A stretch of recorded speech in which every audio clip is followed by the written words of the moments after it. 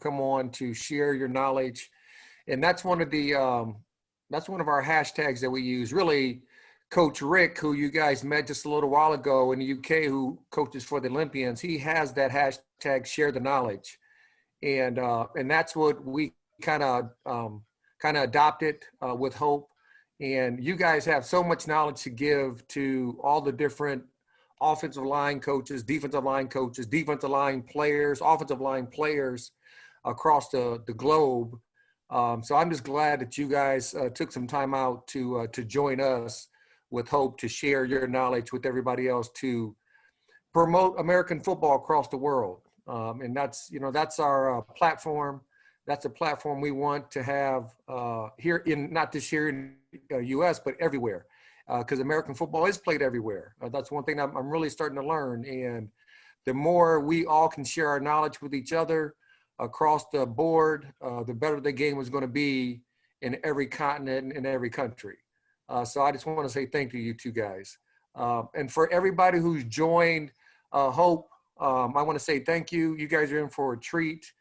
These are two of my favorite coaches. I put them right up there with Tony Dungy and Dick LeBeau. Those are my guys. And these guys were always great to me as a young coach. They always treated me with respect, even though I probably didn't know what I was exactly saying as a coach at times. But I definitely learned a lot from them. And I think you guys are going to also. So with that being said, the first speaker is going to be Bob Wylie. Bob is coached, is it 40 years, Coach? 47. 47 years of coaching football. That's almost, I was 8 years old, Coach, when you started coaching. So I'm pretty sure he knows ball. I'm glad to have you on. Thank you. And the way I know these two gentlemen, these coaches, that all three of us coach for the Raiders at the same time. As a matter of fact, I was also there when Coach Waufle, well, I wasn't there, but I played under Coach Waufle when he was there. So it was really fun. But Wylie, you have the floor, 47 years of coaching experience. Please share your knowledge with the group. Thank you, Rod. I appreciate that. It's always fun. It's always good to share knowledge. When I came up through, I was a Pop Warner football coach when I started to coach football. I coached Pop Warner. I coached junior high school football. I coached high school football. I coached college football, and I coached pro football for 34 years, and both in the National Football League and in the Canadian Football League. So I've been on every level, and I've seen a lot of the problems. And people ask me, what's the difference? You know, you coaching pro football and coaching the other, the high school and junior high and Pop Warner football and those, even in Pop Warner football, they make the same mistakes that happen in pro football guys. They come late for meetings, they go the wrong way, they miss assignments. I mean, they give up sacks, they give up pressures. It's the same thing in pro football. It doesn't change. That stuff happens. All right. And it's how you deal with it. Okay. And how you get the players to deal with it that really matters. Okay. It's the toughest thing to teach a player. The toughest thing to teach a player is how to stay in the moment. And I don't care what level they're on, because their minds go all over the place. And the only thing that matters is what's happening at right that point in time. Okay. And so I try to tell them, I think people in life don't think big enough. People generally don't think big enough because they're afraid to fail. Okay. You cannot be afraid to fail. Okay. Right. In life, because if you're not going to get where you want to be if you're afraid to fail. And you take that concept and you bring it into the sport world. If the player is afraid to fail because he's going to make a missed assignment, he's going to do this, he's going to step the wrong way, right? Then he's not playing at the highest level, right, that he needs to play at to get you where you need to be, or get you near where you want to go. Okay, you're trying to get the ring. I always kid with Joe Thomas. I just got finished coaching Joe Thomas, who he will be in the Hall of Fame. And people talk about the yellow jacket, like Rod, and it's not so much the yellow jacket. I told Joe, because I had Anthony Munoz at one time. And, I said, it's not the yellow jacket, guys. It's the blue ring. Didn't you get a blue ring, Rod? Right? Didn't they give you a ring, right, when you got inducted? It's the blue ring. It's not so much the yellow jacket, okay? You can go buy a yellow jacket at Men's Warehouse, okay? So in order to get to that level, to get to that spot, you can't be afraid to fail, okay? Because you're going to make mistakes. That's going to happen. It's how you handle the mistakes that you make is what counts, okay? That's what counts. So the player, you got to get your players to not be afraid to fail, okay? Right, so they can play at 100% of what they need to play at, okay? Because if they're afraid, remember the player, when he makes a mistake, he's the first guy to know it. He knows it before you do, all right? He knows what happened, right? So what happens? Then the position coach starts yelling at the kid, right? Then the coordinator chips in. He's got to say his 2 cents worth, right? Right? Then the head coach, he'll nab something about the kid. And then eventually the kid, he don't want to do it. He doesn't want to move. He's frozen, okay? You don't want that. You want the players to be relaxed. You want the players to be poised, okay? You want the players to be physical.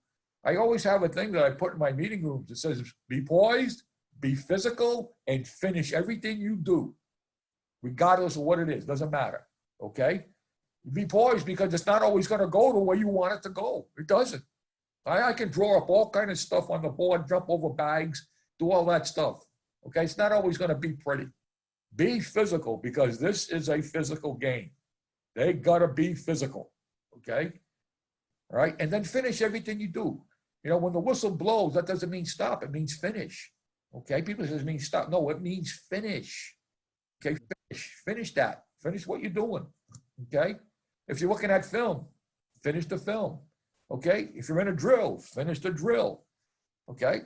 If you're in the middle of a play, finish the play, okay? Whatever you're doing, finish it. Make sure you finish it, right? And if they keep that in line, be poised, be physical, and finish everything you do, it's not a bad way to follow it, guys. It's not a bad way to follow it. Some of my favorite things that I tell them, okay, I was very fortunate early in my career. I got a chance to work for Paul Brown. Okay, I was helping Jim McNally. Okay, I was very fortunate in my whole career. I got a chance to be with Paul Brown. Okay, I got a chance to be with Virginia Hallis, George Hallis's daughter. He founded the National Football League with the Chicago Bears. Okay, and I got a chance to be with Mr. Davis. Okay, at the Oakland Raiders, 3 icons in the history of the game.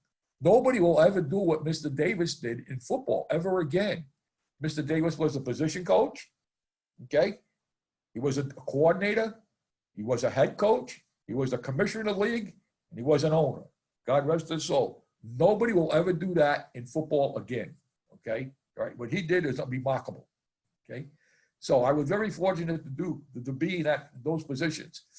The thing I think I can get, when I was with Coach Brown, what he used to say, okay, I remember sitting in a meeting because we all 16 millimeter film. You guys have no idea about using 16 millimeter film. Don't worry about it. I do. Right, but we had 16 millimeter, and when you scrimmage, well, you all had to meet together, okay, to watch the film. Offensive, defensive staffs had to meet together, and the head coach had the clicker, and they run it back and forth, okay. And so the head coach has got the clicker, and he's running it back and forth, and he's asking the secondary coach. He goes, well, why did he do that? You know how coaches always do it. Why did he do that? You know, why did he do that? You know, so finally the position coach, right, he goes, well, I told him. And all of a sudden over in the corner, Coach Brown sitting over in the corner, right? He gets up, right, and it's like an atomic explosion, and he slams the table. He says, you did what? He says, well, I told him. And the thing, he looked at the position, he says, you don't ever tell him. You never tell him. You teach him. He says there's a big difference between teaching them and telling them. Okay, you understand it? Right? You teach them. You don't tell them. I can get anybody to tell them. Okay? I need somebody to teach them. You understand that? I wrote that down. Okay? I wrote that down in my notebook like 5,000 times. Okay? Teach them. And that stuck with me for the rest of my career. Teach them. Don't tell them. Another thing, okay, write that stuff down, guys. Another thing, okay, is learn before you compete. Everybody that's on here, okay, learn before you compete. Don't try to go out there and compete and not learn it, right? And I'm talking to the coaches and the players. Learn before you go out there, right? Your job as coaches, you got to get it from the blackboard to the grass. Coach Brown used to say, get it from the chalkboard to the grass. That's your job. That's what you have to do. Okay? But you have to learn what you're going to present to those guys, right? Before they go out and compete. They have to learn it before they go out and compete in the classroom, okay? Right? Then they get out, they got pre-practice, right? Then you got individual, and then you're going to go to your first competition period, whichever one that is, usually it's the inside run period. You're going to go to that period and you're going to compete. Well, you better know it before you get to that period.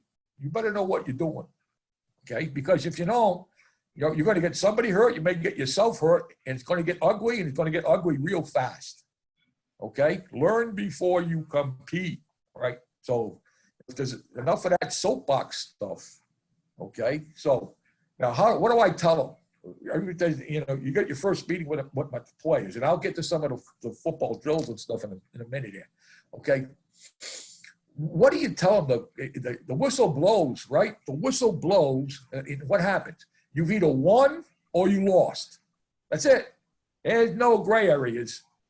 You've either won it or you lost it, okay? There's no style points. There's nothing like that, right? If I made the play or the guy didn't make the play. Right now, what happens, right? If people talk to people about a mindset, right? This drives me crazy. And on this Zoom meeting right here, this clinic right here, which I think is fantastic to share knowledge, okay? Because a lot of people helped me, to be a pro coach for 34 years, okay? I didn't just do it by myself, okay? So it's only morally correct for me to share knowledge with you guys, okay? So what do you tell your players? The whistle blows, and everybody uses the term mindset, okay? You got to have a mindset, guys. You got to have a mindset. But nobody ever explains to the player what a mindset is. Here's a kid sitting in the seat, and he's like, I got to have a mindset. What is it? Okay, a mindset, your eyes and your ears are taking in thousands of bits of information, okay? And your little brain, okay, is sorting it out and sticking it where it belongs, all right? And then it gets rid of it, okay? And so that's in your mindset. But your mindset, you have a fixed mindset and you have a growth mindset in the same little head. When you wake up in the morning, there's a little voice that talks to you all day long. Everybody has that same voice in its head, one voice. Right? Now, if you're in a fixed mindset, you're in a judging mindset, okay? Right? I didn't see the safety. I didn't hear the line call. Quarterback, that you're blaming somebody else. You're in a judging mode. You're throwing somebody else under the bus. That guy is going to lose football games for you, okay? And he's going to get you fired, okay? That's what that kid's going to do, all right? The kid that's in a growth mindset, okay, when he listens to the little voice in his head, the growth mindset kid is going to say, whoa, I messed this up. How did I mess it up? Whoa, what did I do wrong? How can I fix it? How am I going to get better? Okay? You want the player in the growth mindset. And you got to get him from the fixed mindset to the growth mindset. That's your job, right? You got to get him over there to the growth mindset. Okay, now he comes back to the huddle, right? He's back in the huddle, okay? And the quarterback's going to call the next play. Now, you can be as mad as you want if you screw it up. It's okay to be mad at yourself. That's okay. That's all right. You know what I mean? You're gonna learn from it. You're going to get back into the huddle. Now, you've got to get rid of the last play. You have to get rid of the last play. My term is you flush it. You got to flush it. You got to get rid of it. It's no good to you anymore. It's ancient history. It's lost in time forever. You're not going to get it back. Okay? You're not going to get it back. The only thing that matters, right, is what the quarterback's going to call right now. That's all that matters. Last play's ancient history. The next play, okay, you don't know what the next play, the offensive quarterback, the next play is going to be called. All you know is what's going to be called right now, okay? So when the quarterback gets in a huddle, a lot of times teams I've been would give them a code word. Hey, I got it. Listen and shut up, okay, whatever it is. At that point in time, you flush it. You get rid of the last play. You get rid of it because the only thing that matters now is what he's going to call. So he calls the football play. I'll just use the term that 16 is an inside zone play for us, or 40 gut is an inside zone play for us, all right? Here we call a play, 40 gut. Here we go. That's the one we use at the Raiders, all right? 40 gut, okay? And now, bingo, you flush the last play. You got the new play. The Rolodex is going through your brain, okay? You're trying to sort through all the stuff that you got in your brain for the game plan. right? Because as coaches, we give you way too much shit. We really do. We give you way too much stuff, okay? Right? So you're starting to sort through the stuff. So you ask yourself 3 questions on every play. 3 questions on every single football play. Here's the first question. Write it down, right? Quarterback calls 40 gut. First thing, who do I have to block? Who do I have to block? Okay, the first thing what's my assignment? Who do I have to block? The second question is, right, what can the defense do to me in the configuration that they line up? What can they do to me? Because the right side only sees one picture of the defense. The left side only sees another picture of the defense. Okay, that's all that they see. All right, and the center, that guy he has to be the smartest guy. He has to put it all together, right side and the left side. Okay, so what can the defense do to me in the configuration that they line up in? Okay, and then the third question you ask yourself is, how am I going to get the job done? How am I going to get the job done? How's this going to work? Okay, what angle am I going to? The number one thing in offensive line play is the departure angle from the line of scrimmage. Your angle of departure from the line of scrimmage is the number one thing, whether it's run or pass. Doesn't matter. The angle you take is the number one thing when you're leaving the line of scrimmage. All right. So how am I going to get this job done? What's the line call? Oh my God, am I working with the center? Am I working with the tackle? What am I doing here? Where do my eyes go? Where do my hands go? All that stuff. Right. How am I going to get the job done? Those 3 questions in every play. Right. So I'm giving them a way to organize their thoughts on the way to the line of scrimmage. Not when they get there. Okay, that's why you don't see my guys in pro football sprinting to the line of scrimmage, running to the line of scrimmage. They don't do that, right? They kind of meander up to the line of scrimmage. Okay, why? Because they're organizing their thoughts. Okay, and their eyes start deep. Their eyes are going to find the safeties, find where that free safety is, and find where that strong safety is, because they're going to tell you most of the time what's going to happen in the front.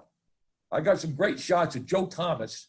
Right, he's playing left tackle. And you see him looking over on the right-hand side of the field, right? And he's looking for the free safety and the strong safety.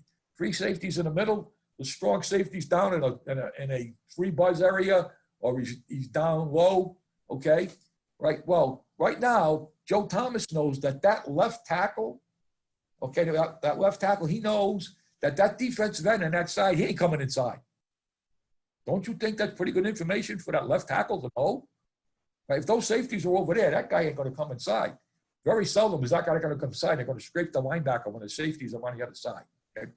That very seldom happens. Pretty good information to have, right? So then your eyes go from the safety to the linebacker to your side, and then it goes to the down guy. And you draw a triangle.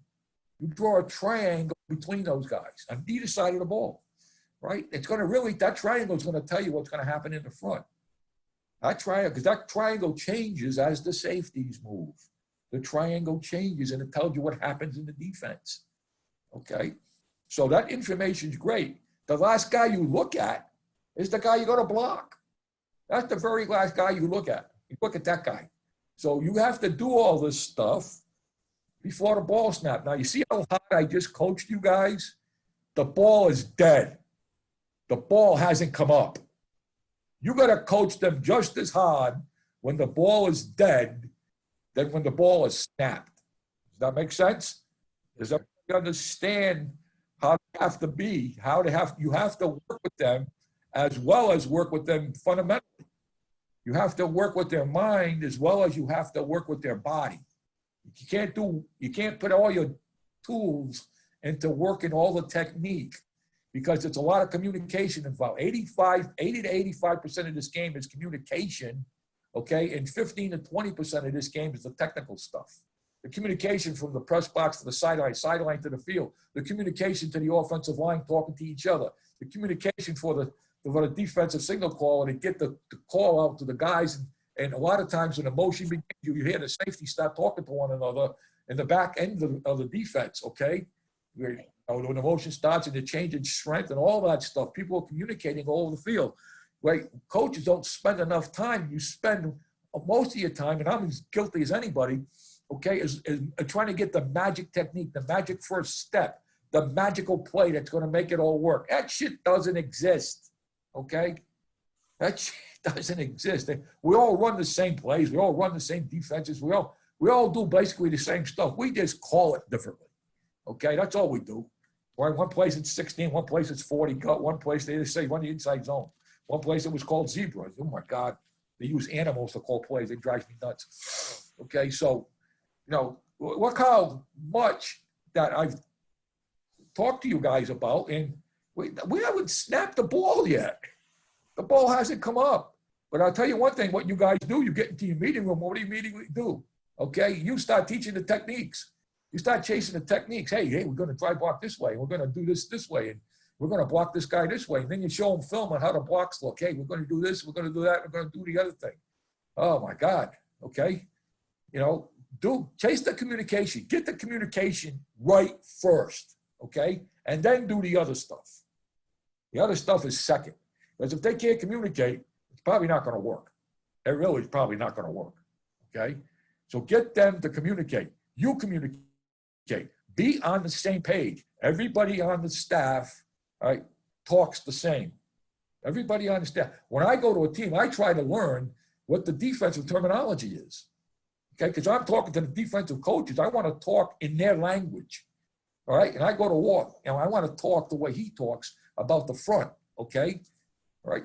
So, and then the other thing is when you're practicing, I'm giving you little things that I've learned through my career. Okay, all right, I would go one-on-one with Mike. Okay, so my players would come down here. He has some great players over there. Tommy Kelly. Who's the guy we had from? Richard Seymour. Yeah, he was really good. All right, so he had some really good football players over there. So we go one-on-one, and then after the play, you start talking. So after the play, he would start correcting his guys. And I tell my guys, shut up and listen. Listen to what he's telling them because you're going to learn. Okay? And the same thing, if I'm correcting my guys, his guys are listening to what I say. Okay? And if you're correcting the left tackle, the right tackle better hear it. Okay? The right tackle better hear what you're saying. Okay? Don't correct that one kid without the other kids hearing the correction. Okay? Right? They all have to know, guys. They all have to know. Right? Communication. Communication. You guys got that? All right? You got the 3 questions? You got all that stuff? You written it all down? Okay? I remember as a young coach, I wrote everything down. I recorded everything, wrote everything down. I got hundreds of files on people that I listened to coming up. Right now, let's talk about offensive line play. I don't know how much time I got left. Just tell me when I got 5 minutes left. Okay? Let's talk about offensive line play. Let me tell you what I got here. I kind of timed myself on my little timer here. Make sure I stay up. Okay.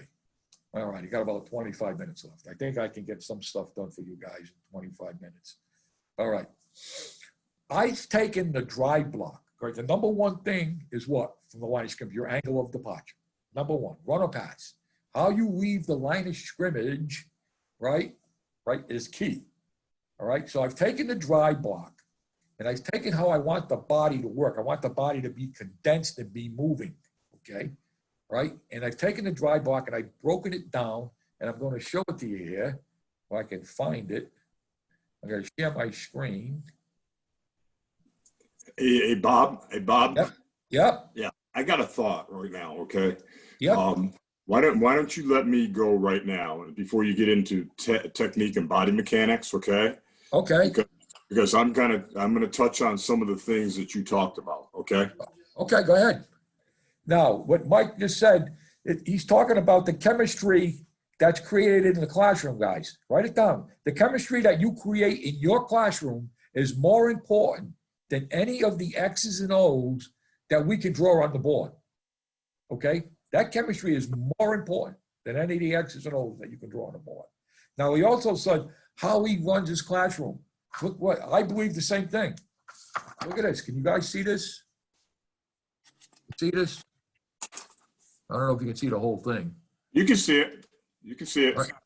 Up just a little bit, Bob. Raise up. There, perfect right there. All right, you see that? That's the learning thing. 90%, you can retain 90%, okay? You can retain 90% of what you learn if you teach it and you make your mistakes.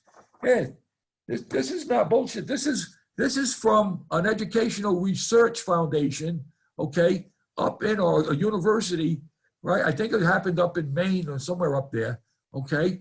And this is proven. I use this the same way Mike does.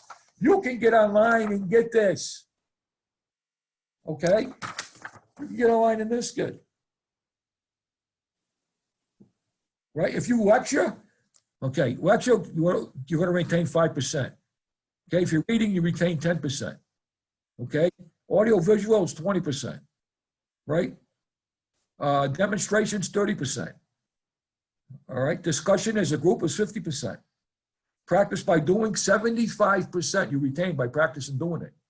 Okay, 90% you retain if you teach it to others. 90%. Okay, guys? All right, you gotta understand the stages of learning, and then you gotta understand that learning pyramid. Right, I'm gonna have you guys go get the stages of the learning and how to get to unconscious competence. How many guys know what unconscious competence is? Right? Anybody know that? Well, I want you to go research it, because there's 4 stages of learning a new skill, okay, that happens on the planet. Everybody on the planet learns the same way. 4 stages of learning a new skill. As a coach, you better understand that. Right? The first stage is they're unconscious and they're incompetent. They're unconscious and they're incompetent. The second stage, right, is where you fail as a coach and a teacher, because you think you've given it to them and they have it and they don't. Okay? Right? And the way you're going to get them better is to know their weaknesses and bring their strengths up to their weaknesses by doing different drills and techniques. You get them to stage 2, and then you get them to stage 3, which is conscious competence, and stage 4, okay, which is unconscious competence. Like when everybody drives a car, when you get in the car in the morning, okay, when you get in that car in the morning, you don't think about driving the car. Not one time. You get in, right, you put the seatbelt on, you put the key ignition, you start it up, and you drive. You don't ever think about driving the car. That's unconscious competence, okay? That's what happens, all right? You're sitting there breathing. That's unconscious competence, okay? Right? You got to go through the 4 stages. You can't go from 1 to 3, 2 to 4, 1 to 4. You got to go 1, 2, 3, and 4. Right? You look it up. Now, this hasn't developed recently. Socrates came up with this 2,000 years ago. I think he was my neighbor. I think he lived 2 doors down on the left. Okay, right? Research it, because I take that concept on how to learn a new skill, and I take the power pyramid, okay, and how I run the classroom. Okay, and I put them together, right? And then how do they learn? Are they auditory learners, visual learners, technical learners? How do they learn, right? You got to find out how they learn, okay? And then the best way to do that, without giving them some fun, fancy, friggin' fucking test, the best way they learn, ask them. Ask them what the best way that they learn. They'll tell you. They will tell you, okay? And you better touch that base. You better touch that base. Okay, let's go. How do I teach them? Okay, I teach them on squares. We have what I call run squares and pass squares. I'm going to give you the run squares. I can go on for a long time with this stuff. I'm going to try to make it short as I can. Okay, here's what I work on. Oh, I'm sorry. I apologize, guys. Oh, God. Come on, Wylie. I got to share my screen with you guys. Okay? Tell me when you can see it. Okay? Can you see it? Yes, Coach. Yeah, we can see your squares are screen. up. That's You perfect. can see it? Okay. Yes, Good. awesome. Okay. Now, let me get it a little bit bigger here, if I can. Okay, let me see if I can get this bigger. All right, can you see it? Okay. This is what I work on, squares. I work on 5-yard squares. If you can't get 5-yard squares, okay, if you can't get 5-yard squares, right, make them 4. You can't get 4, make them 3. Okay, whatever you can get it, okay? I always have one more square, okay? So if you got 5 offensive linemen, right, you got 6 squares. One more square than how many guys you have, okay? And you run them, okay? And they all have their spots. Now, look at the top of the thing. I work on your stance. Number 2 is the demeanor. Number 3 is duck demeanor. Number 4 is steps. Steps is the departure angle from the line of scrimmage. Number 5 is punch. right? And now the flipper and the freeze drill, I'm not going to cover. Okay, that's for something else. All right. And then fit, drive, and finish, and then the dry block. So I've taken the dry block and I've broken it down to these finest things within the block itself. Within the block itself, all this stuff's going to happen. Okay, so you got to work on each little individual piece, and then you got to put it together. And you're going to do it again, and then you're going to do it again, and then you're going to do it again, because repetition is the mother of all learning. So I work on 5-yard squares. Okay, does everybody understand that part? Okay, let's go to the next one. Yeah. All right, let me clear this off. All right, and see if I can get to the next one. However I do this. All right, next one. All right, they all have their spots they get to, right? You leave a 10-yard distance. You leave a 10-yard distance between yourself, there's the coach, okay, and your players, because you're going to use that distance to move on, all right? So the centers, right guards, right tackles, left guards, left tackles. Pretty simple so far, right? I organize because I want everybody working at the same time.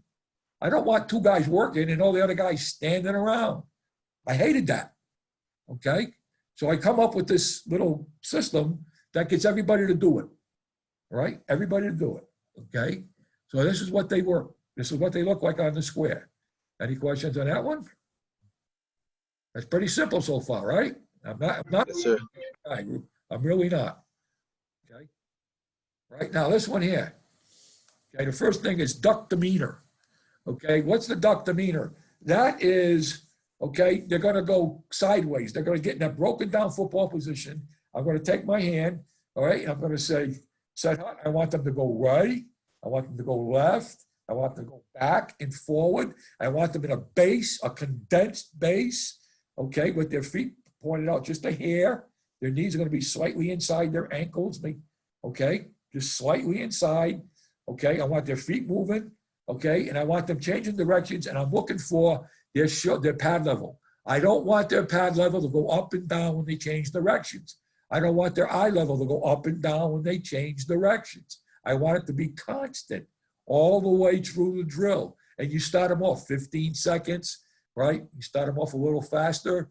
You're going to go 20 seconds. And maybe the next time you're going 30 seconds, because it's going to burn in their calves, in their thighs, in their ankles. It's going to burn.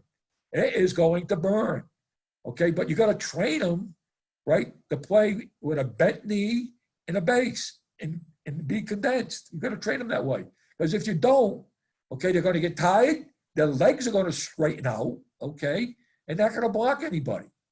Okay, so if I can condense them and get them to play with their knees bent with a base, okay, in the fourth quarter, when the defense gets tired, they're going to be rising up.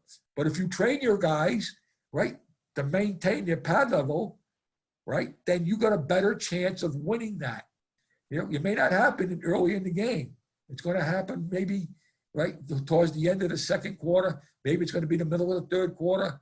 Okay, but some point in time, okay, those guys are going to get tired, okay, and they're going to start raising up because it takes a lot of energy, right? It takes a lot of energy to chase that quarterback around.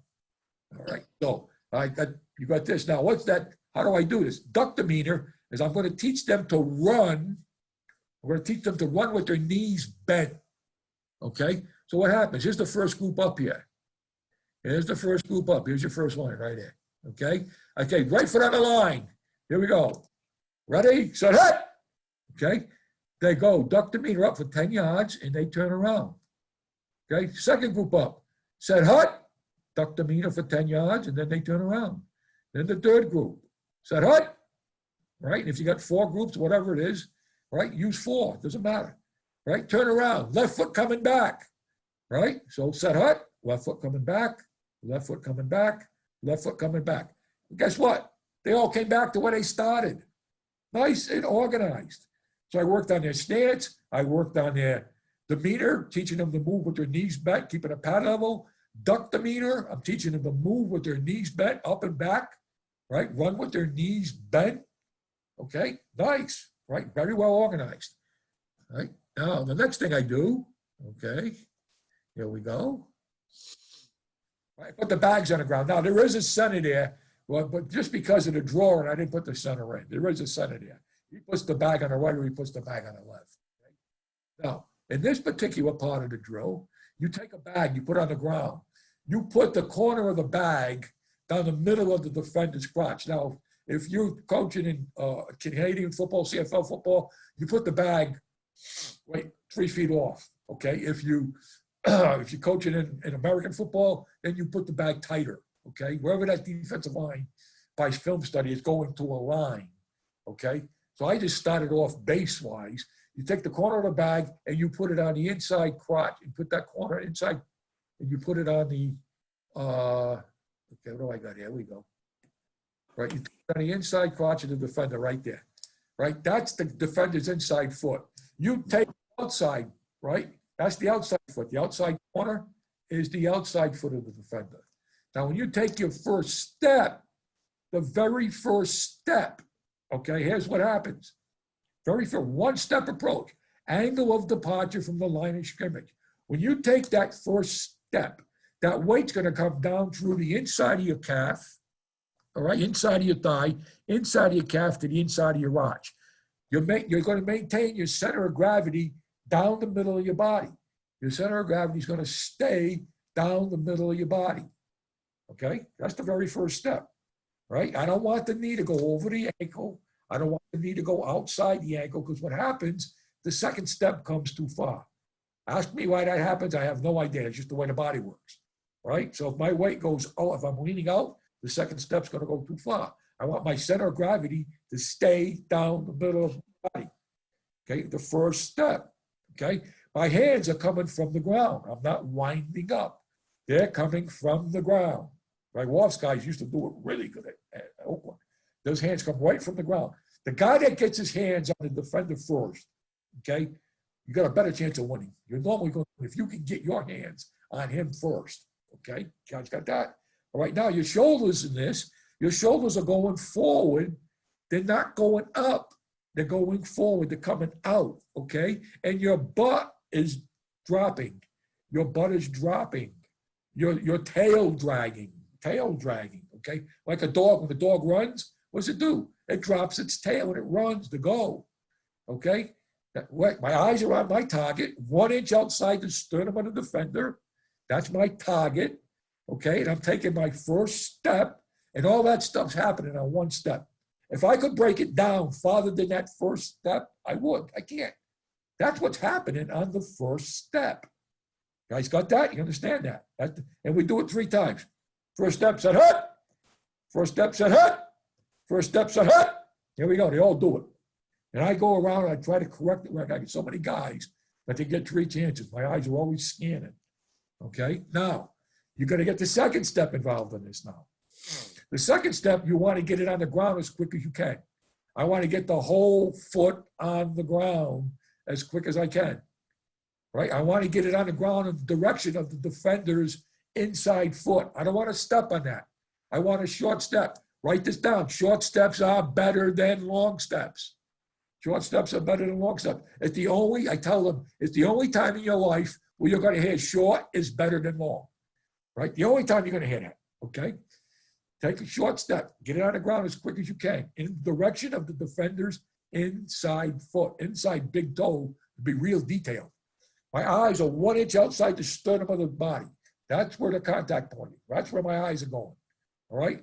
My force line that goes through my body from my head, out my butt, my force line, right? That's going to go right on that target, right on that aiming point, right on that landmark. That's where I'm going to put my force line, right there. Right? My feet on contact are going to be under my hips or slightly behind my hips. That's where my feet are going. My hands are going to hit them in the short ribs, and I'm going to grab. I'm going to punch them. I'm going to grab them. Okay? That's what's happening on the second step. Right? Contact is on just on or after the second step. Right? Where my hands go, okay, thousands of years ago, okay, remember, this planet started out with 2. There's 7 billion people in the world, but the planet started out with 2. So what do you think everybody's been doing? 2. All right, so God took a rib out of man. He created Eve. Okay, created woman. which fucked us up for the rest of our lives, but that's a whole other dissertation, okay? So that's why I want you to put your hands where he doesn't have an extra rib, okay? Right? I want my hands to go right there. That's the second step, two-step approach.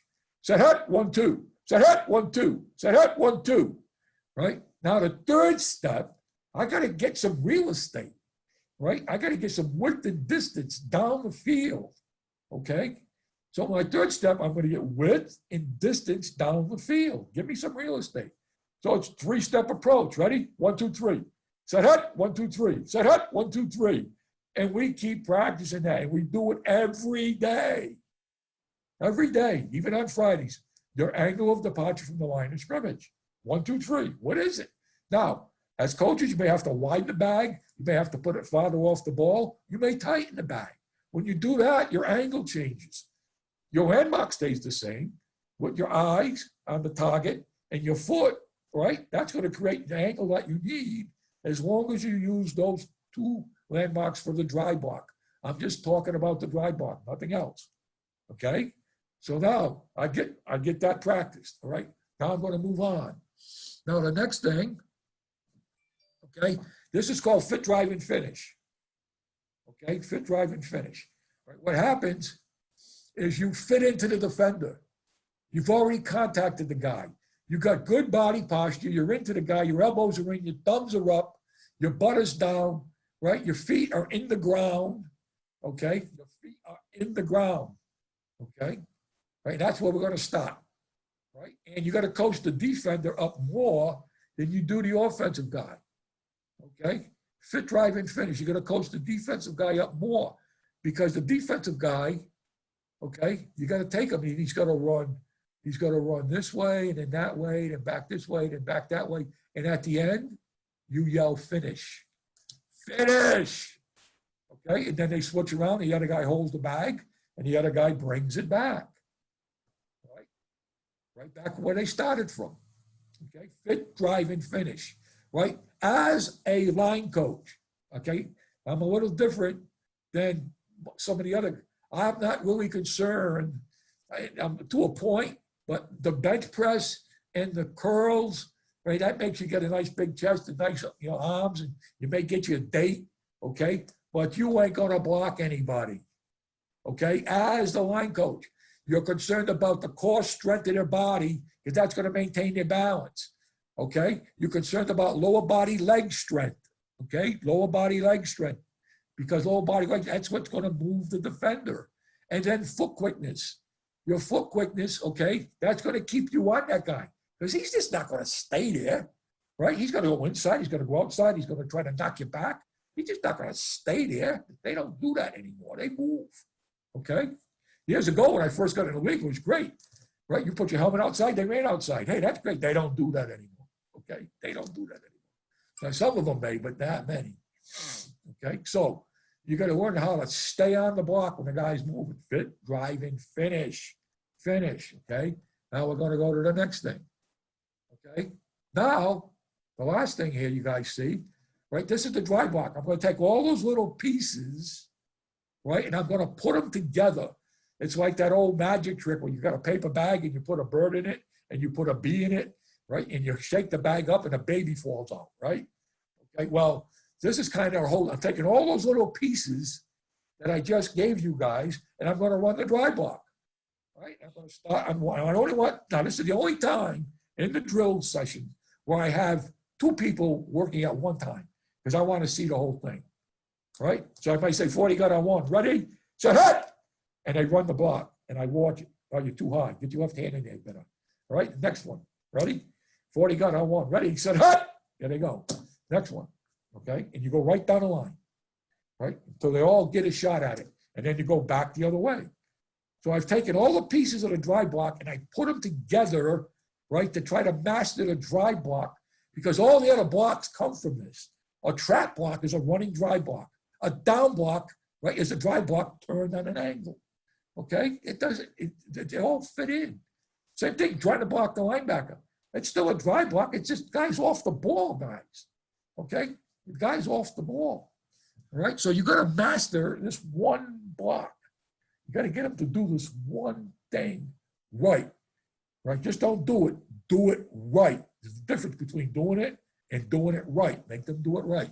Now, let's go quickly here, okay? And I'll see if I can get this up and show you what it looks like, okay? You guys still can see my screen, right? Hopefully. All right, let me see if I can get this. Yes, we see your screen, Coach. That's perfect. All right, hang on, guys, hang on. Coach, while you're doing this, is it possible to ask how you teach them to get on the angle What angle? for a down block? The angle's created by the defender. If I know the landmark, okay, then I got to get 1 inch out the side the sternum of the defender with my force line. If I know that, and I know the second step goes at the defender's inside foot, then I'm going to be on that angle. I block him on the angle I find him on. As he widens, right, my landmark doesn't change, and my second step doesn't change. It's going down the inside foot of that defender, and my force line's going 1 inch out the side the sternum of the defender. But even the line's going to look different. Why? Because the defender's wider. He sets my angle. He sets the angle I'm going to take by what he aligns. Okay, this is what my thing looks, my squares look like. See all the squares? This is what the bears. Okay, wherever I go, you'll see this. Those are harnesses. That's an entirely different thing about fighting to the freeze. Okay, I just want to get you how it looks when you come to practice. Right? They all line up on the squares. Okay? They all line up. They get to where they're supposed to be. I use those balls for pass protection purposes. Okay? I bought this sled over here. I bought 2 of them for $6,000 a piece. I thought they were going to fire me. All right, now watch this. This is, see how they're moving? Watch this left tackle there. Come on. Where is it? See how they move? With their knees bent, right, left. They shake their hands when they go forward and backwards. Okay, they pump their arms when they go side to side. Okay, now, you can also use, later on, I let them use a tennis ball. They put a tennis ball in their hands and they roll the tennis ball when they do this. So my thumbs stay up and my elbows stay tight. Okay? You can do it that way also. But they're all doing it together. Okay? Now I'm going to teach them how to duck demeanor. This is the demeanor drill. Now duck demeanor looks like this. They're going to run with their knees bent. Okay, watch this, kid. See? First step, run with their knees bent. Run with their knees bent. They got to learn to do that. Run with their knees bent. That kid right, the second kid right coming here, he's not a line coach with the Giants. Here we go. I got 6 players that are coaching in the NFL. Okay, they all do the same stuff. Run with your knees bent. You got to train them. Up the left foot going back, right foot, left foot going back. We got kid Mike Gandy, played for about 12 years. Okay. All right? So we work on that. That kid was all first step. First step, right? First step. Right? Trying to execute all those little coaching points. See the knee go in? He probably put the knee in too far. Right? See his feet are in the ground. All right, now watch the second kid. The second kid, this kid was a pretty good player. Okay? Chris Wario. That's what, if you're going to get a stance for me, that's what I think the stance looks like. All 5 fingertips are on the ground. Okay? All 5 fingertips are on the ground.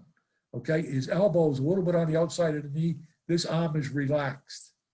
That arm is relaxed. He's relaxed in that stance. That tail is down.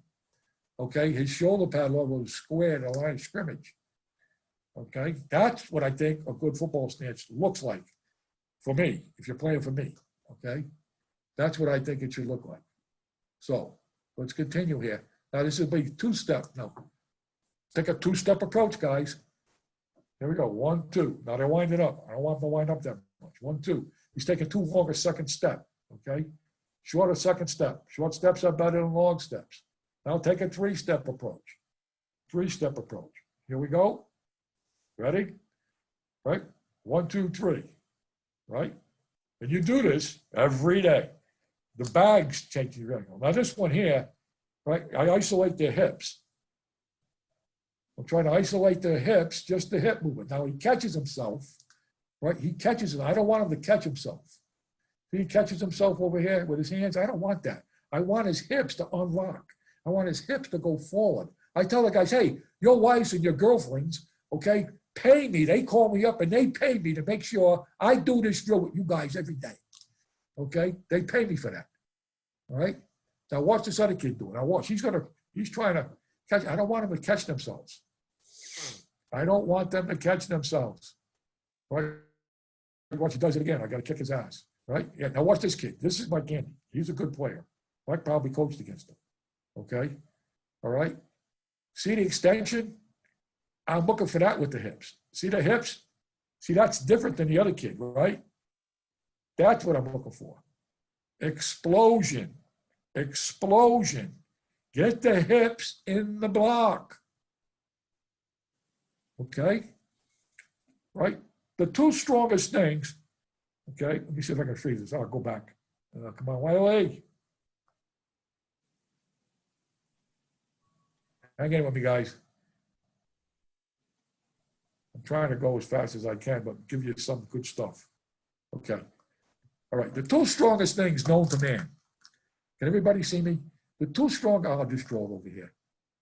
All right. If you're building or constructing something, the two strongest things known to man, okay, are the triangle, okay, the triangle and the arch, okay? Those are the two strongest things known to man if you're building something, right? So if this is my right arm, is my elbow, right? This is my hand, okay? And this is my shoulder, and I draw a line from my fingertips to my shoulder, that creates a triangle, doesn't it? So if my elbow's on my side, my hand's up, right? My thumb's out, okay? And I draw a line, right, from my shoulder to the tip of my fingers, that's the strongest thing known to man. Your body creates that. Right? Look at the arch in this kid's back, okay? Your body creates the second strongest thing known to man. Use them. Teach the kids how to use them, okay? Your body does that. It's giving you the two strongest things known to man. Figure out how to teach them to use it, all right? So here we go. I kind of isolate that for them. All right, let's continue on here. Come on. All right, now this is a little something. You can try this if you need. This is Owen Cruz. He'll be in the Hall of Fame someday too. Okay, now look, if you get a player that's grabbing, okay, you get a player that's grabbing, what do we mean by grabbing? He reaches outside the framework of his body and he grabs, okay? He reaches outside of the framework of his body and he grabs the guy. He's grabbing because he's afraid to fail. That's why he's grabbing. He's unsure of himself. He lacks confidence. Right? So in order to get his hands inside, I used to have them clap their hands, right, and put them on the defense. Clap your hands and get them on. It's a drill. Now, Jimmy Bowman was my tight end coach when I was there. I hired Jimmy to be coach of tight ends and to help me with the line. Jimmy then went to Ohio State with Tressel, and they won the national championship, okay? And Jimmy did it during the play. He had his guys. He liked it so much, they clapped their hands and they put them on the guy, right? And so you can do it in the course of the game. I didn't have enough balls to tell them to do that. So, right? So it's just a drill, right? To keep their hands together and get them on the defender. All right? Here we go. All right? That's just a drill. Okay? And now the next thing we got here, let me go fast forward through this.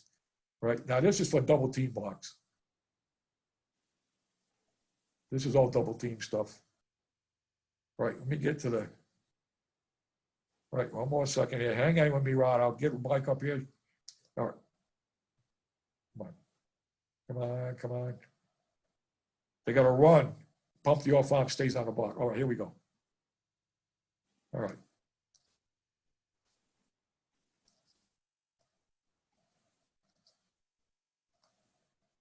All right, here we go. All right, now, you fit him into the defender. You fit him into the defender. Right now, he just started it. I don't want to screw it trying to get it right. But he's got the triangle. His thumb is up. He's created this here. He's got an arch in his back. Okay? He's got his feet are going to be underneath him. Okay? Right now, he's moving this guy. That's why it's extended like this. Okay? And it's just is a lifting action more than it is a driving action. Okay? I got to define the defender's spine angle. Understand? I ask you what the concept of leverage is. What's the concept of leverage? The body has two power producing angles. It has two power producing angles. It has a lower body power angle and an upper body power angle. Does everybody agree with that? Okay, and if I ask you the concept of leverage, everybody's going to say, stay lower than the other guy, you know, so I get all those things. Concept of leverage is I need, right, to create this angle. I have to take that upper body power angle and make it greater than, right? So I have to change the defender's spine angle, okay? I have to change his spine angle and make it greater than this one. If I can do that, then I've created leverage. So the concept of leverage, right, is I want to segment the defender's upper body power angle from his lower body power angle, and I've created leverage. If I can do that, then I've won. And they're trying to do the same thing to us. Okay, they're trying to do the exact same thing to us. Okay, so we get here, okay, and now you got to practice staying on the block. Remember my thing? Core strength of your body, lower body leg strength. Look, he starts with his hips. See his hips go? Hips, hips, shoulders are forward, hips, right? Stay on the angle, right? Adjust, finish. Adjust, finish. Now watch this kid. The kid on defense is not right. See the kid on defense? He's not helping his buddy. All right, now this is fighting through a freeze. This is probably something different. Every block, there's a freeze. And every block, when you hit somebody, there's a freeze. Now, sometimes you can't see it because it's so minute, okay? But there's a freeze in it. If you're better than the other guy, then it's going to be tough to see. How many times you've hit a guy, right? And the guy stays there, and after you hit him, you say, holy shit. Well, you better keep your feet going, okay? You better keep your feet going and dip down and get another bite, right? So you have to simulate that, right? Dip down and get another bite, dip down and get another. In a game, you're only going to get one. Okay, now we're going to do the dry block. We're going to put all the pieces together, and we're going to do the dry block right here, right? The defender's outside, you line them up, and we go. Finish. Here we go. 20 gut. Set hit. Boom. Finish. Watch this kid. This kid was all pro for me. Okay? Get a stance. You want to see the stance? Yep, look at that. That's what I think the stance will look like right there. Okay? Now we're going to block this guy. We're running inside zone play. Okay, here we go. Set hit. Finish. Finish. Finish. He didn't have to hop like that. He's a good player. Now, that's what I did. I've taken a dry block. I've broken it down. Okay? I've created, now this whole thing, right? This whole thing takes less than 10 minutes after you get it taught. It's going to take you a while to teach it, guys. It's going to take you a while to get it taught. Okay? But what's going to happen after you get it taught, okay? Let me unshare my screen here. After you get it taught, okay, it only is going to take you about 8 to 10 minutes to do it. But you got to get it taught the right way first. You guys got that?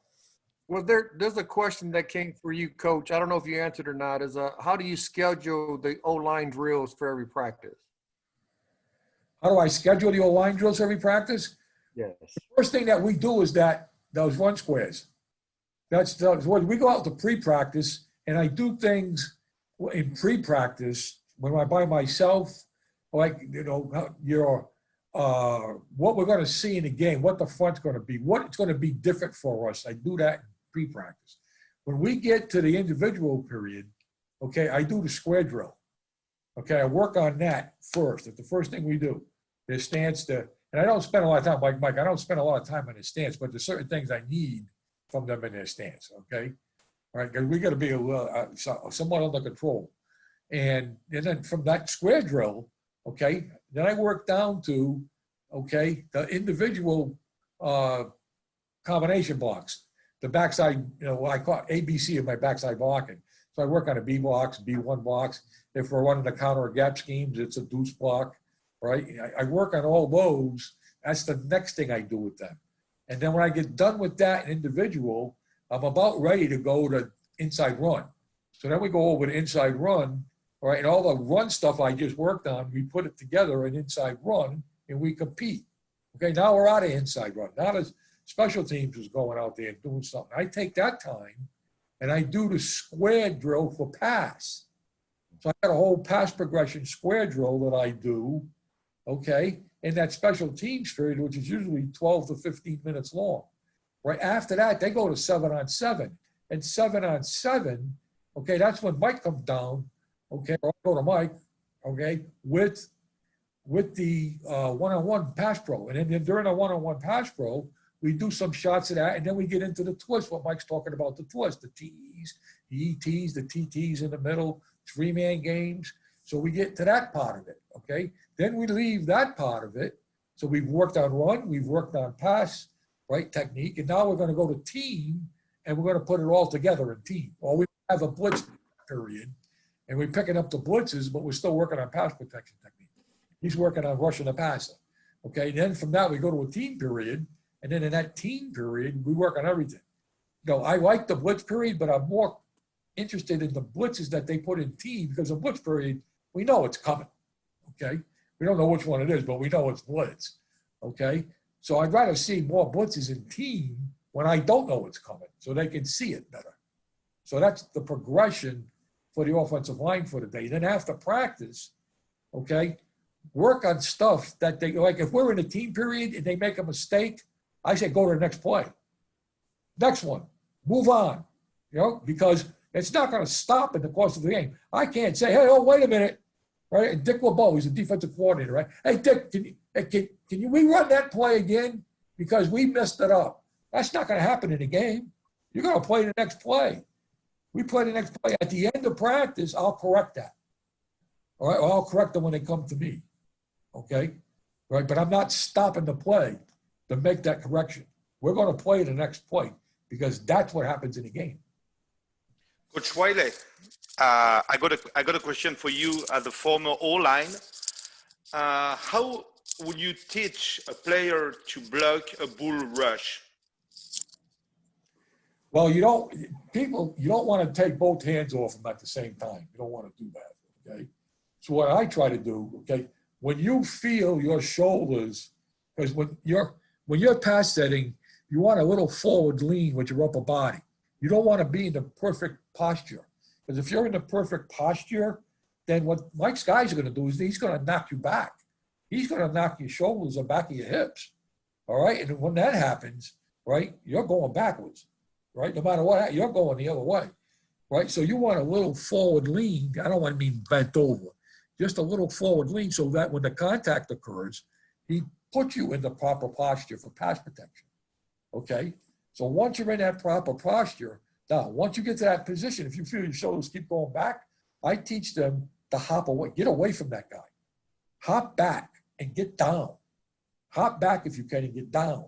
Okay, now, if you can get one hand off the guy with a trap play or a wedge, or you get the other hand off the, you know, but never take both hands off that guy. If you take both hands off that guy in a bull rush, you're going to probably end up behind the quarterback someplace. And it's going to be embarrassing the unit fine, okay, for getting your ass kicked like that, all right? So I'm more of a hop, hop, hop, hop, you know. If he's beating, he's going to run. It takes time for that to happen now. It takes time. Remember, the quarterbacks get rid of the ball in 2.3 seconds, 2.4 seconds. And that ball's gone, okay? You know what I mean? So if I can just make, in pass pro, it's the toughest thing to teach. Pass protection is the toughest thing to teach, okay? Right? But what happens, it's kind of the easiest thing to do because you need the collision. If you get a good collision in a guy, whether it's ugly or not ugly, or you got your hands in the right spot or not, you know, you get your anchor, okay? If there's a collision, there's a chance the ball's going to be gone. It's when when there's no collision, that's bad, okay? Or when he's taking you and knocking your ass, I mean, and you're out of control, that's bad. If you get a solid collision on the guy, right, and you get him to kind of hesitate his feet and stop his feet, right? That's why you keep saying lift and keep your feet going, okay? You know, then, but you got to get a collision, whether it's pretty or not pretty. The main thing, guys, in the whole sport, the whole thing, is the production. It's the production of the player. You understand what I'm saying? Because it's not always going to be like you coach it. It's not. It doesn't, you know, but Here's what happens. Do this on your film. When the ball leaves the quarterback's hands, at that point, where is your guy? Where is the guy that you're responsible for at that point in time? Okay? If you done, then you've done your job. Now, if sometimes I'm not going to look, I got old groups. He used to block guys with his back. Honest to Christ, it wasn't pretty sometimes. But his guy didn't make the play. Same thing with the running game. Okay? The backs have read spots. They have guys they look at. Is that guy going out? Is he going in? Is it penetration? They have a read spot that they need to get to before they make a decision where they're going with the ball. Backs run away from colors. They don't read offensive blocks. They run away from different colors. If a back is running through a colored jersey, get another fucking back because that gets stupid. Okay? Right? So, right, that's what happens. So we have to bring our guy to the read spot in the back. Okay? Or stop him from getting to the read spot in the back. Depends on the concept of the play. Okay? When he gets to that spot, stop the film and where is your guy? Where's your guy that you're responsible for? Is it, it may not always look pretty, but it's the production that counts. It's the end result that matters. Now, do we teach all the perfect stuff? Mike and myself, yeah, we try to teach the perfect, best way to do it. Right? When the ball snapped, guys, it doesn't always look like that. But did the kid get the job done? What happens with the younger coaches, right? They want it to look exactly like the textbook. They want it to look exactly like the training film. Okay, and if the kid can't do it, then what happens? They cut the guy or the guy goes. That's not the issue. The issue, okay, is the kid productive? Does the kid stop the guy? Is that kid's guy not making the play? Right? Yeah. Well, what's the problem? What's your problem? Because he can't live with it ego-wise. The older coaches understand. The older coaches understand that. The younger coaches don't. The older coaches say, hey, the kid keeps doing his job. It's what you don't tell the players that counts. Right? What you don't tell the players is just as important as what you do tell the players. Because if we try to tell them all the stuff that you know, you're going to fuck the kid up. There's too much stuff that we know to give the player. Like Mike was talking about earlier, get better every day. I only want him to get better this much every day. That's it. And maybe it's the first step. Maybe it's where he puts his inside hand. Maybe he puts his helmet. That much. That's all I want. Because in 7 days, he'll be that much better. Right? In 2 weeks, he'll be that much better. Okay? But he can't be that much better in 1 day. You're going to screw the kid up. Right? Give him, like when my guys go to practice, they have a goal. Every time they walk on the field, I give them a little goal of what they don't do good. And it's just one, sometimes two if the kid's really good. It's not just one thing I want. And I want to see that show up on the tape at the end of the day. I don't care what else happens. Get better at that one thing. Okay, then we'll move on to the next one. But if I try to tell the kid everything I know, right, I'm going to screw the kid up. That's like Mike's talking about the great players, right? You got Anthony Munoz. I got Joe Thomas. Okay, Joe, block that guy. I had coached the other 4 guys. Okay, right? It's the great players play. They know how to play, right? You just watch them to make sure that they're not decreasing. They're maintaining and getting better, and you keep your eye on them. But you don't try to make too many corrections. There's a reason they're playing great, and this guy ain't making a play. They make a little tweak here, a little tweak there. The young rookie, you got to get him to play like that. You're going to get him to play like that guy does. Okay? There's not many of those guys. Okay? Thank you, Coach. Coach Bob, we got a question from Stefan. He asks you, how do you teach your O-line to prevent D-line to put your hands up to deflect the ball? Oh, all right, when the defensive line puts their hands up? Yep. Oh, my God. It's usually too late, to be honest. When I played, I hit the nuts, but there's a pressure point where they're going to stop because they can't be running and jumping at the same time. It's tough for them to do that. He just punch you in the gut. He Right? just punch you in the gut and try to get our hands down. That's Right. what they do. And the only time I tell defensive linemen to really get their hands up, okay, is based on snap to release. I timed every snap to release.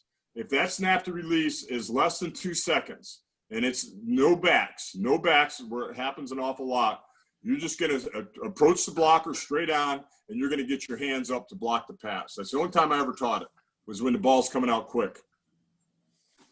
Right. What we try to do is, if we got to feel that as a lineman, and if I grab him, right, then he can't jump. He might get a hand, but he can't jump to do it because he can't pick me up and do it at the same time. Okay. Now, Joe Thomas, right, had a real skill at it, and there's not many guys that can do it. Joe Thomas would get his hands on his shoulders. When he felt it, both his hands were going to the guy's arms like this, right, and try to stop the guy from lifting his arms like that. Okay, it was kind of a neat deal. Joe could do it. Couldn't find a lot of young players to do that. Okay, but if I can hit him and hit him in the, if I can come off and hit him in the nuts or in the stomach or something like that, very seldom do they want to jump much after that. Coach Wylie, still a question in pass protection. Do you coach punching with one hand or two hands? No, we only punch the guy if he's coming at me. Okay? If he's coming at me. So if he's coming right at me, he gives me his chest, then I'm going to punch him. Okay? Right? So I'm not really a two-hand punch. I train the guys individually with their hands. They may have to punch him with this hand, and they may have to take this hand, and I don't know where it's going to go. Sometimes it goes down here, sometimes it's on the shoulder, sometimes, I don't know where.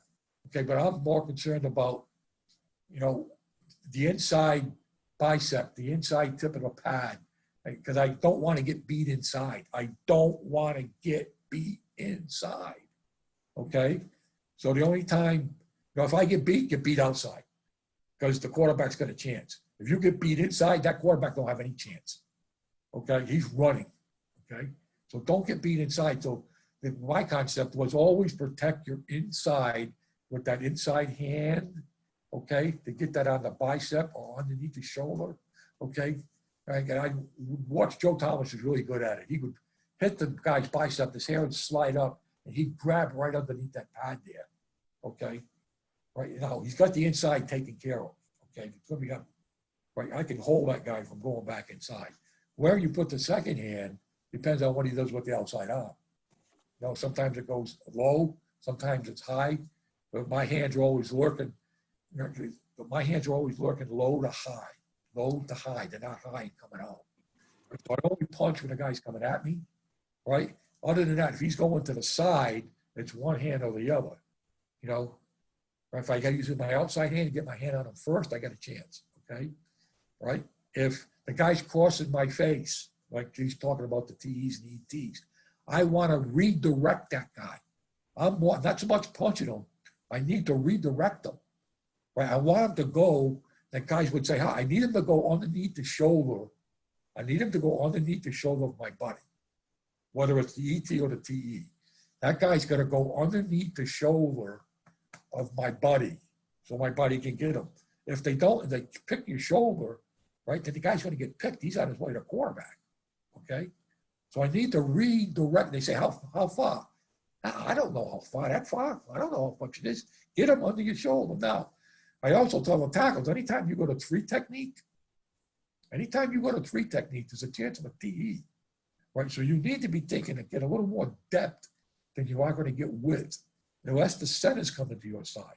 If the center's coming to your side, then you can put the inside hand up, but you can get a little more width. But if you're on the man side, then you're thinking, hey, I need to get a little depth here, okay? Because I don't want to get picked by the TE.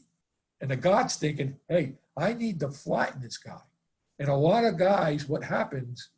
You flatten the guy. And the biggest mistake that I see in pro football and in college, or most of football, when you flatten the penetrator as a guard, a TE, and you got your inside leg up, okay, and that end is coming around, right? If that leg is up, he's going to beat your ass.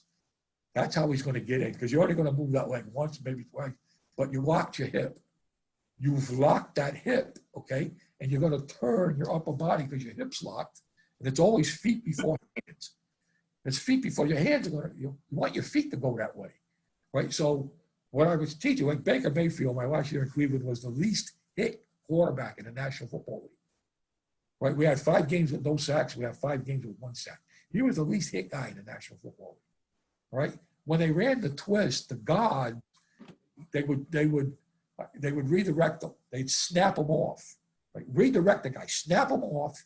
Okay, and then and as the guy's coming back, you take your inside leg and you drop it. Okay, parallel, because the guy's running sideways to get there. Okay, now you have to keep up with that guy.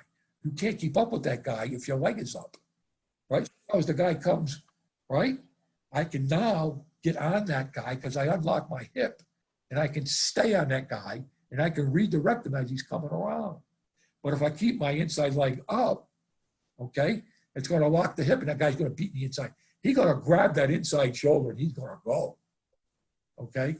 So when you guys are practicing the TEs, when the guard snaps that guy off, the tackle's got a little bit of depth, right? Then the guy coming around, you better not have your inside leg up. Because that guy's going to come around, I think they're going to grab that shoulder, grab the back of the pad, grab your back of your tricep. Okay, he's going through there. Right?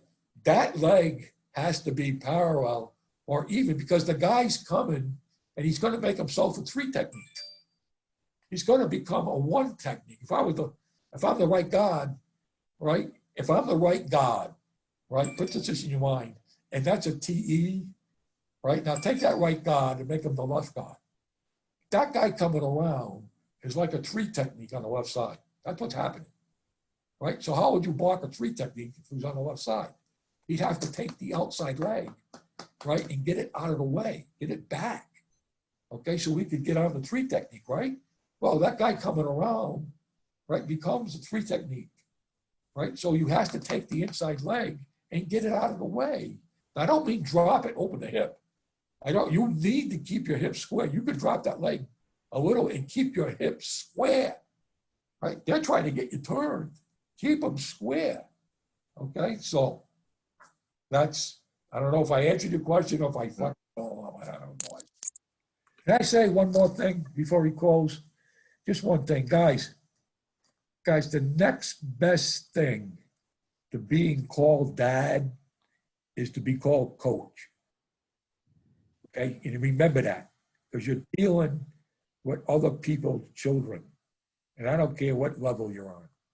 Okay, it doesn't matter. The next best thing to be called dad is to be called coach. And it's a privilege, right, to work with the kids. It really is. I appreciate Coach Mike, Coach Bob. You guys are awesome as always. I think everybody got a lot out of it. It's been 2 hours. It feels like it's been 20 minutes. You guys gave a lot of good information. And if anybody on the call has any information or any questions, they can just reach out to us at hopethroughfootball@gmail.com. And we can answer the questions for them. But I appreciate you guys, and everybody has a blessed weekend.